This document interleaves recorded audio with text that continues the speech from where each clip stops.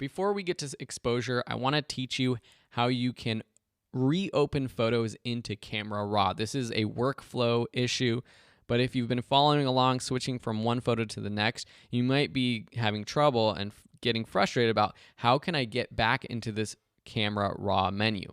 So I'm going to start from scratch so that we can kind of see what the proper workflow is. So let me just exit out of this photo. I'm not going to save. So if it's with a raw photo, it's a little bit easier. Open up your raw photo in Photoshop, just like we've done before. And say you make all your adjustments. We've changed the exposure. We've changed our white balance. Super crazy cool. What you want to do then would be potentially opening up this image in Photoshop to do other edits. Maybe you are adding titles or graphics. The easy thing is to click Open Image, but let me show you what happens. When we say Open Image, if we want to go back and make changes to the settings that we did in Camera Raw, we can't do that because now think of those settings as being burned into this image in Photoshop. That's typically how Photoshop works. It's a raster-based application where once you make edits, those edits are sort of burned into that image.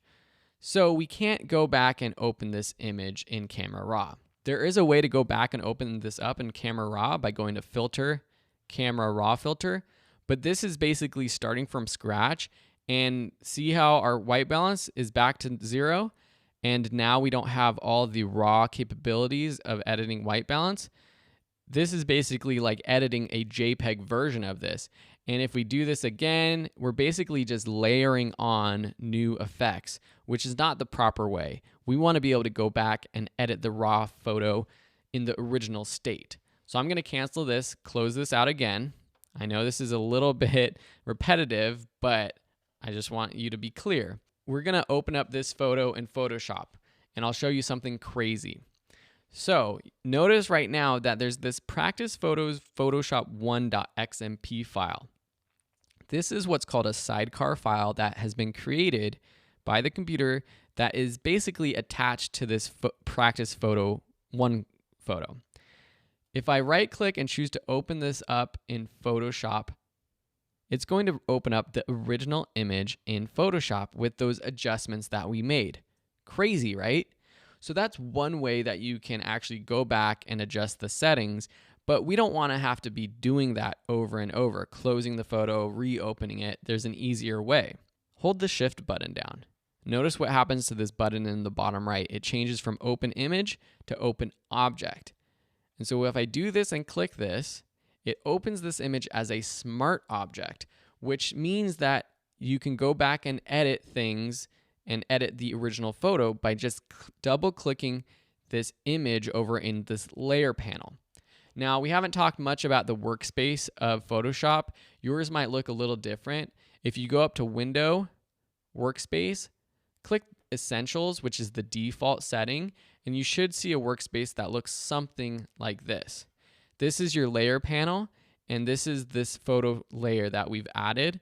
Double click that, and it will open back up in Photoshop Camera Raw. And so now we can make our adjustments. We could change our, white balance or whatever, make it crazy green. Now, if we click OK, it's a smart object still, so we can always go back and edit this later. That's the process with raw photos. So if I cancel this, and let me just close this, don't save. If I delete this file, this sidecar file, and then I try to open up the original photo in Photoshop, it's going to open up the original photo. So if you've made edits and you see that sort of sidecar file in your file structure, leave it there unless you want to delete it and start from scratch. The workflow with JPEG images is a little bit different. If we go this route of going File, Open, and we open the JPEG image with the option of the format Camera Raw and open it, and then say we adjust things, which I actually have the adjustments that I was playing around with before, and then again hold Shift to open the object, there we have this image that we can double click and go back into our Camera Raw settings, just like we did with the raw image.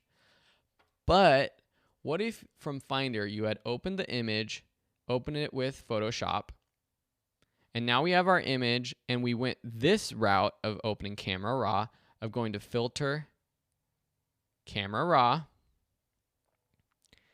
If we make changes here, and then go to OK, those changes are burnt into that image. So that's not proper workflow when you're editing a JPEG layer of your Photoshop file. So I'm going to close that out. Let me show you the proper way. Right-click or open up your photo in Photoshop. What we want to do is convert this image to a smart object.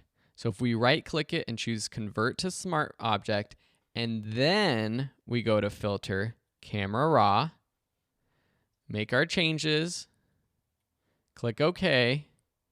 Now that Camera Raw edit is applied as a filter to this photo that we can double click and get back to, and then change and edit the original photo. Then we can continue to make changes and go back and forth.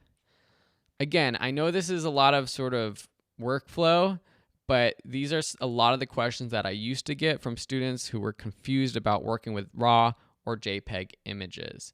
So now that you know the workflow, if you have any questions, let me know. Otherwise, we're going to continue back with that photo of Sam, the scary photo. Not this one. We're going to open the scary photo of Sam, this one right here, and we're going to adjust the exposure.